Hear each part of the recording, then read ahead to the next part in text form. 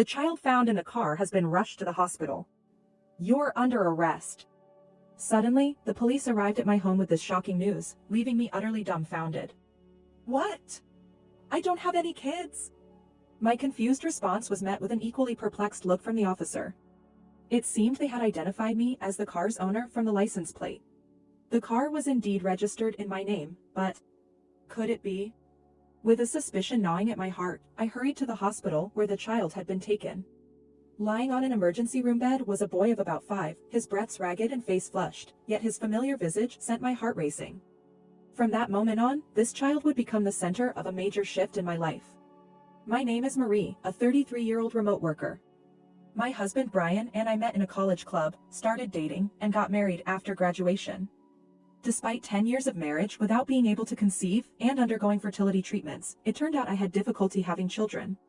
Kind-hearted Brian always said, "That's okay. We'll enjoy our lives together, just the two of us." My in-laws, too, were understanding, especially since my brother-in-law already had children, so they never pressured me. However, I felt guilty towards my own parents, who eagerly awaited grandchildren. Fortunately, living close to my childhood home, I made it a point to visit often, compensating for the lack of grandchildren. If only Trevor had a child. In fact, I have a younger brother, Trevor, 7 years my junior. But Trevor, being the much younger sibling, was spoiled and began hanging out with bad company in middle school, becoming overly wild. He complained about not wanting to be compared to his successful, academically inclined sister, though, from my perspective, our parents treated us both equally. Yet, my words fell on deaf ears, and after causing our parents endless trouble, Trevor stormed out at 20, declaring he was cutting ties with us, and vanished without a trace. Since then, I hadn't seen him, occasionally reminiscing over old photos of Trevor toddling after me as a child. Then, one day, the incident happened. While I was working from home, the doorbell rang persistently. Rushing to check the camera, I saw police officers standing outside. The child found in the car has been rushed to the hospital. You're under arrest. This sudden declaration left me stunned. What? I don't have any kids. Huh? My mind was swirling with questions. According to the police, a passerby noticed a car abandoned on the road with a child slumped inside, and a child was then urgently transported by ambulance. When I inquired about the location of the car, it was in front of my parents' house. One would think my parents would have noticed, but they were away on a trip, leaving their home unattended. The police had tracked down the car's owner through the license plate. However, while the car was registered in my name, the one using it was my brother. In the past, I occasionally lent my car to Trevor when he first got his license. He took it when he left home. Afterward, the car would only appear in front of my parents' house when it needed inspection. Despite saying, "We shouldn't spoil him," my parents worried he might struggle without a car and took care of the inspections on his behalf. And just like that, the car would disappear again. But who was the child left behind? Rushing to the hospital, I saw only a small head peeking out from under a blanket. Curly, wavy hair. At that moment, my heart skipped a beat. Flashes of my younger brother following me around as a child crossed my mind. Approaching the bed, I saw a boy, about 4 or 5, bearing a striking resemblance to Trevor. Could this child be?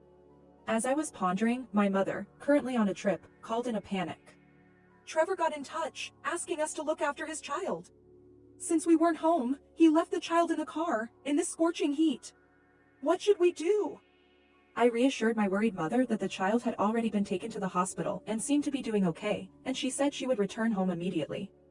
I understood her urgency. This was no time for a vacation.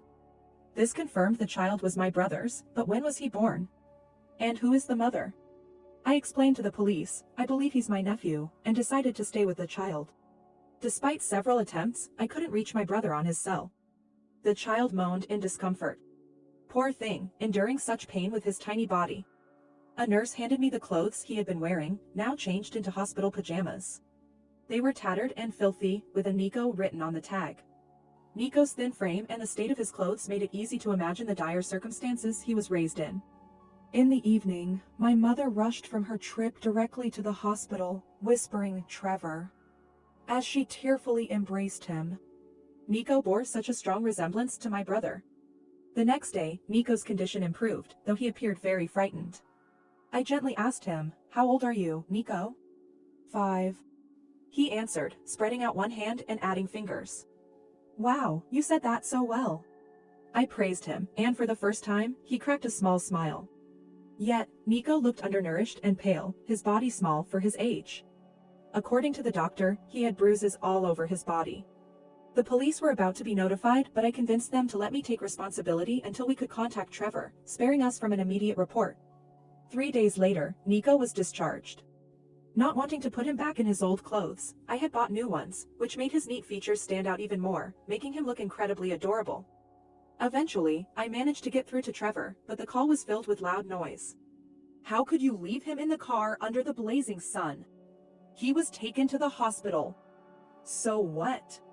He survived, didn't he? That's good enough. He had bruises all over his body. Did you do this? Nico is just clumsy. I was just disciplining him. Trevor's unapologetic response left me appalled. He's only 5 years old. He's so dumb, can't even remember the alphabet. It's so frustrating. I thought I'd just leave him at our parents'.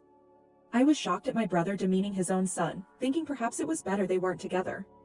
Moreover, Trevor said, "I'm busy hitting the jackpot at the slots," and hung up. Nico, who had been watching anxiously, silently started to cry when I reassured him, "It's okay." At 5 years old, when kids typically throw tantrums and cry, Nico never once called for daddy or mommy, which felt unsettling. Imagining the reason broke my heart. After discussing with my husband and parents, we decided to take Nico into our home. I prepared a kids' meal with hamburgers, hot dogs, and an omelet, topped with a little flag bearing a cartoon character. When I placed it in front of Nico, his eyes lit up. I've never seen anything like this. Can I really eat it? Of course. It's made especially for you, Nico. Watching him eat with ketchup smeared around his mouth and a smile on his face was endearing. In the evening, my husband bathed with Nico, who splashed around joyfully. At night, as I read him a storybook in bed, he looked up at me with sparkling eyes, but suddenly seemed anxious. Can I stay here forever? I don't want to go back home. Understood. You want to stay here, right? Nico's nod of reassurance tugged at my heartstrings, nearly bringing me to tears. Day by day, he grew even more attached to my husband and me. Whenever I folded the laundry, he'd come by to help or try to carry my bags when we went shopping. Living together, it became clear he was a kind and wonderful child. My husband and I, having grown deeply attached, began to discuss adopting Nico if Trevor and his wife had no intentions of raising him. A check at the city office revealed Trevor and his wife had filed Nico's birth report, and on paper, they were a family living at my parents' address. We started consulting with the family court. About a month after we started looking after Nico, Trevor and a young woman visited us. Hey! Thanks for taking care of Nico. I don't want to go back. Nico hid behind me the moment he saw them, clearly terrified from past experiences. Trevor, whom I hadn't seen in years, had a harsh look in his eyes and was dressed sloppily. The young woman with him, named Lisa, adorned in many piercings and flashy clothes, clearly lived a carefree lifestyle. How did you find my house? Got it from Mom. But wow, sis, living in such a nice place and all. We need to talk about Nico, let us in. Reluctantly, I let them in, given it was about the child. Trevor said he'd gotten together with this woman soon after leaving home and had married her. They had been moving around a lot, sometimes without a home, even living in their car at their worst. Trevor, eyeing the interior of my house, suddenly got to the point. Heard from Mom you don't have kids. Married for 10 years and still nothing? Must mean you can't have any, right? What are you getting at? We've got a proposition. If you want Nico, we might let you have him. Won't be free, though. The audacity to try and sell me his child, after previously wanting to dump him off because he was annoyed, left me seething with anger. Trevor, what do you think your child is? He's not some object. Oh? Look who's talking all high and mighty. Haven't changed a bit, sis. It's because you were always so serious that I rebelled. Parents always took your side. Blaming others for your own failures is ridiculous. Shut up. Just give me the money. As Trevor raised his hand to strike me, Nico quickly stepped in front, spreading his arms to protect me. Seeing his brave stance, I was determined to protect him. I couldn't trade a child for money. But, to sever ties, I offered $20,000 from my savings as a settlement. I also made them sign an agreement to have no further contact with the child and got their consent for adoption. Lisa remarked, glad to be rid of such a problem child, her coldness astonishing me. After completing the procedures, they took the money, smirked, and disappeared. Thus, Nico truly became our child, and we completed all legal formalities. The days that followed were filled with happiness. Nico grew healthy and brought endless joy to our lives. We discovered his talents and sought to nurture them.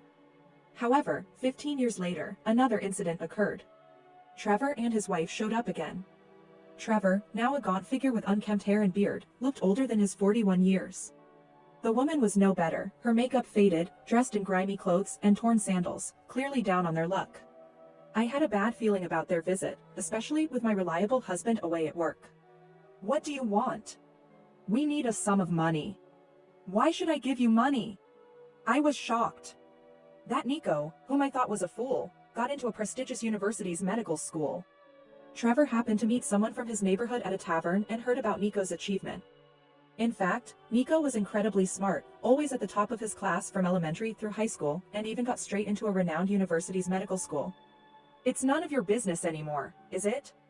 It's a big deal. He's my son, after all. If he's such an excellent son, I thought I'd take him back. What? Seeing my astonished face, Trevor smirked. If you dislike it, how about giving me $50,000, sis? Didn't I give you $20,000 15 years ago? That's different. I can't give you such money. When I firmly refused, Trevor grabbed me by the collar and threatened me, saying, "Do you want to get hurt?" My heart ached more than my body at how utterly rotten my brother had become. Then, someone grabbed Trevor's arm and shouted, "Stop it." It was Nico, now 20 years old and grown strong. Trevor was easily overpowered and ended up sprawled on the floor. My brother's wife, seeing the grown-up Nico, cooed, "You've grown so much. I'm your mom. I've wanted to see you." But Nico firmly declared, "My only parents are the folks of this house. Even though I was just 5 at the time, I remember the terrible things you did to me. It was only when I came to this house that I first felt loved. You're not my parents." Even after hearing Nico's words, the two didn't seem to give up, so I presented them with the agreement we made 15 years ago. Actually, the agreement stated, "You shall never again involve yourself with the child. If this is violated, legal action will be taken. You've broken the promise. I'll call the police." The two went pale, having completely forgotten about it, and made excuses. Then, trembling, Trevor said, "Actually, we're being chased by debt collectors. Without $50,000, we're in big trouble. And? Don't be so cold. Help me out, sis. You're rich, aren't you?" After threatening me, he now begged, turning the tables. "I cannot help you. The moment you abandoned Nico, you severed ties with me as well. I no longer have a brother. Please." I coldly turned him away. Helping Trevor now would only lead to him repeating his mistakes. As I was about to call the police because they kept insisting, the two reluctantly left the house. Later on, I heard through the grapevine that the brother and his wife were caught shoplifting. Apparently, it was habitual for them, and they ended up behind bars. Even after getting out, no one will be there to help them, and a miserable life awaits. Meanwhile, my husband, Nico, and I continue to live a happy and peaceful life. Seeing Nico say, "I want to be a doctor who can empathize with those suffering from illnesses," truly makes me happy. Thanks to Nico, we've been able to spend every day laughing. We hope to continue living happily as a family of 3.